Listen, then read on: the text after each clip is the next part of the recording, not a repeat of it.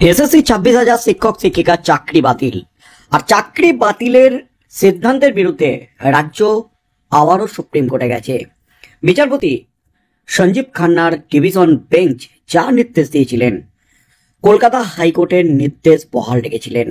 অর্থাৎ দুর্নীতির কারণে নিয়োগ হওয়া, প্রাতিষ্ঠানিক দুর্নীতির ফলে নিয়োগ হওয়া 26,000 শিক্ষক শিক্ষিকার চাকরি বাতিলের নির্দেশ দিয়েছিলেন। এসএসসির 2016 সালের গোটা প্যানেল বাতিল করে দিয়েছিলেন কলকাতা হাইকোর্টের বিচারপতি দেবাংশু বসাক।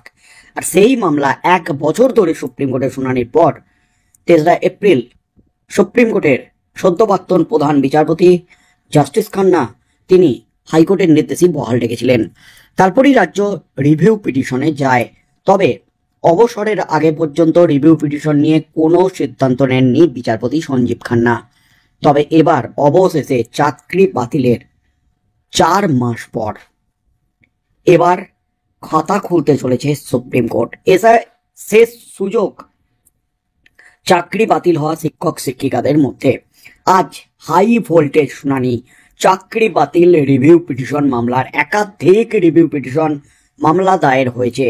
বিচারপতি জাস্টিস গাভাই এবং বিচারপতি সঞ্জয় কুমারের ডিভিশন বেঞ্চে এই মামলা উঠছে এবং সেই মামলাতে কি যোগ্যদের চাকরি বাঁচবে? যারা প্রকৃত যোগ্য তারা কি আবারও চাকরিতে বহাল থাকবেন? নির্দেশের কি কোনো পরিবর্তন হবে? শুনানির আগে অবশেষে সুপ্রিম কোর্ট থেকে এলো একেবারে বিগ আপডেট। 26,000 চাকরি বাতিল, এই এক শব্দে কেঁপে উঠেছে গোটা রাজ্যের চাকরি প্রার্থী মহল। এখন একটাই প্রশ্ন, বাঁচবেন কি যোগ্যরা? এই প্রশ্নের উত্তরই নির্ধারণ করবে হাজার হাজার পরিবারের ভবিষ্যৎ।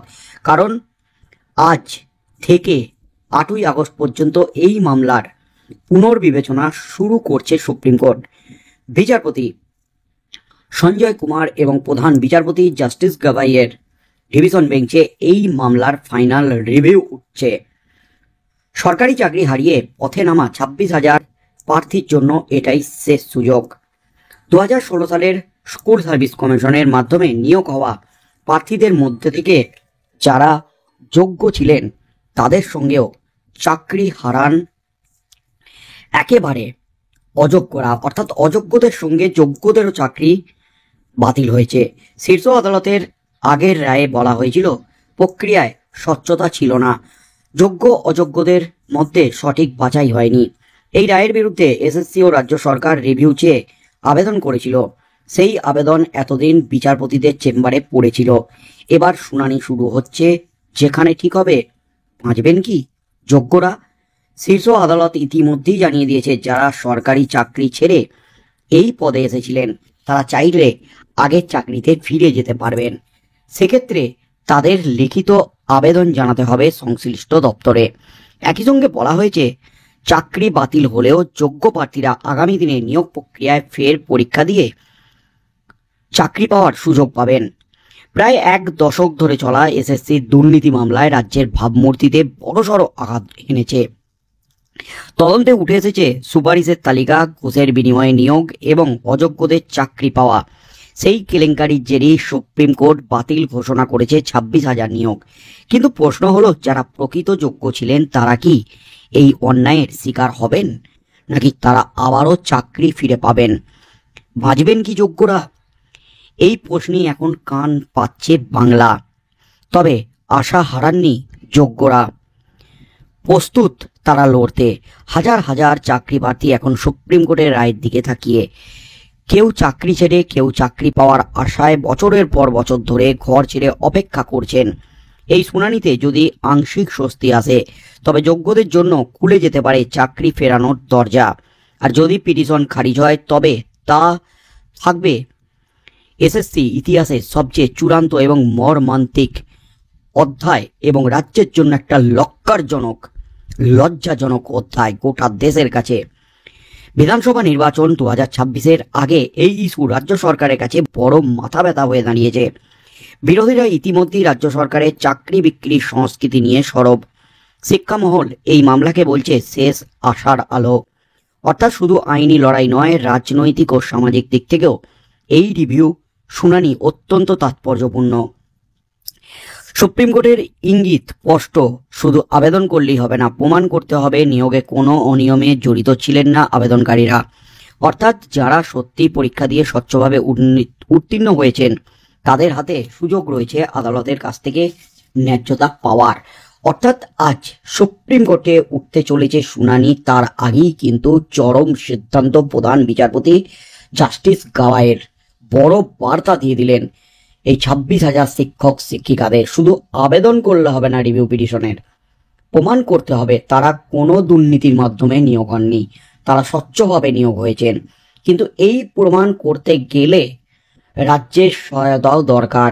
যোগ্য অযোগ্য যে লিস্টের দাবিতে দীর্ঘদিন ধরে লড়াই চলছে, রাজ্য এখনো যোগ্য অযোগ্য লিস্ট প্রকাশ করেনি এবং সাথে ওএমআর সিট প্রকাশের দাবিতে যে আন্দোলন চলছে সেই ওএমআর সিটও কিন্তু এখনো প্রকাশ করা হয়নি। তাহলে কিভাবে প্রমাণ হবে যে আবেদনকারীরা যোগ্য, তারা যোগ্যতার ভিত্তিতে চাকরি পেয়েছেন, তারা কোনো দুর্নীতির সঙ্গে জড়িত ছিলেন না?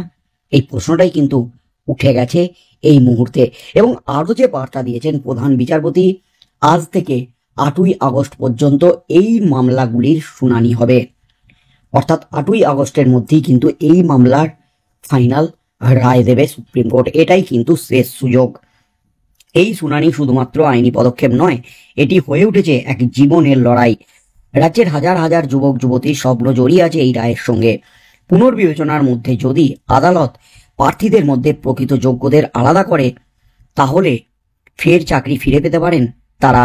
আর যদি তা না হয় তবে শিক্ষা নিয়েও জীবিকা হারানোর কঠিন দুঃসময় সামনে আসবে। অর্থাৎ আজ থেকে শুক্রবার এই কটা দিন বাংলার চোখ থাকবে সুপ্রিম কোর্টের দিকে। কারণ একটাই প্রশ্ন, বাঁচবেন কি যোগ্যরা? এই প্রশ্নের উত্তরই ঠিক করে দেবে কে থাকবে শ্রেণীকক্ষে আর কে পড়বে বেকারির তালিকায়।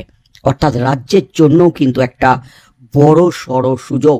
2026 বিধানসভা নির্বাচনের আগে যে টাল মাটাল পরিস্থিতি চলছে, বিদ্যালয়ের শিক্ষা ব্যবস্থা ভেঙে পড়ার জোগাড় ধরেছে এবং ভাবমূর্তি বজায় রাখতে এসএসসি চাকরি হারানো যোগ্যদের বাঁচাতেই হবে রাজ্যকে।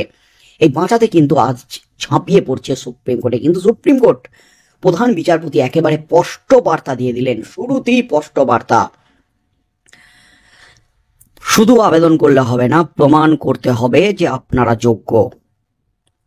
প্রমাণ করতে পারবেন তাহলেই কিন্তু চাকরি আপনাদের বাঁচবে।